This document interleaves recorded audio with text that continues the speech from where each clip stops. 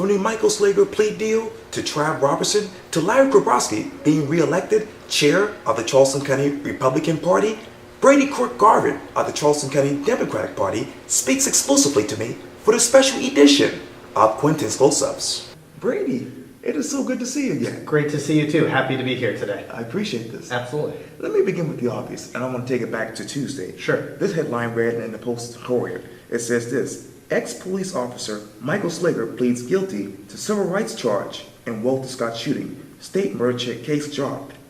Where did your mind go?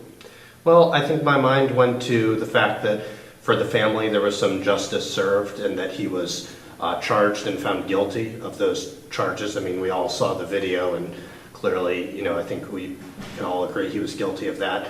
And on the state murder charge, this is what happens in the justice system. And I think sometimes we have to remember that, there are deals that are struck and, for the prosecutor, they determined that getting him on these guilty charges was, a good step forward. And so to me, I'm glad that there is some closure on this and that we as a community can begin to move forward from here.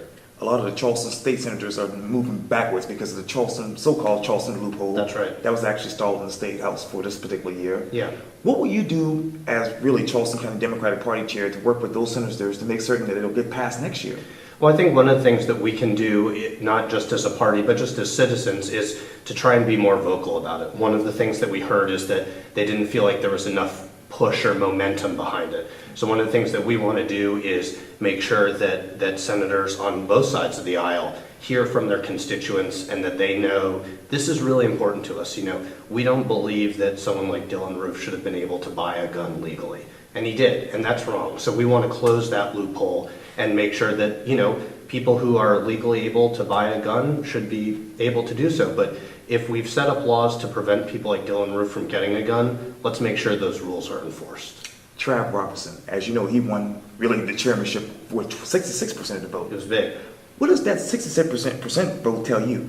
Well, I think what it tells me is that as a party, we're ready to move forward and we're fairly united already. Trav will make sure that people who didn't vote for him, feel included. But I think what it says is Trav's background is in running campaigns and racking up wins. He helped Senator Mia McLeod get in up in Columbia.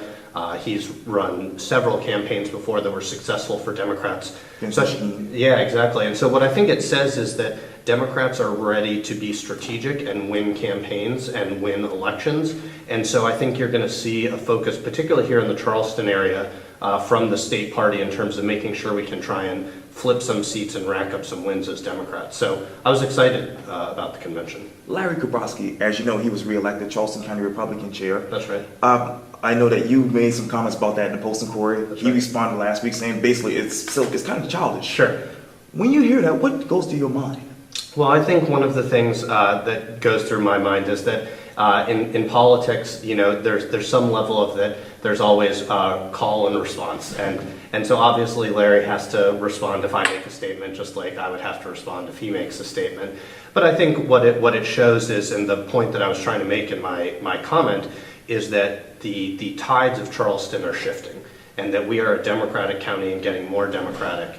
And that it was intended as a warning shot to Republicans that we're not going to be complacent anymore. We're not going to sit back and let them hold seats that that Democrats should have. And so it was trying to let people know, and I think the message was received, that we will be going after some of the county-wide seats, and we intend to win them, and we will win them in 2018.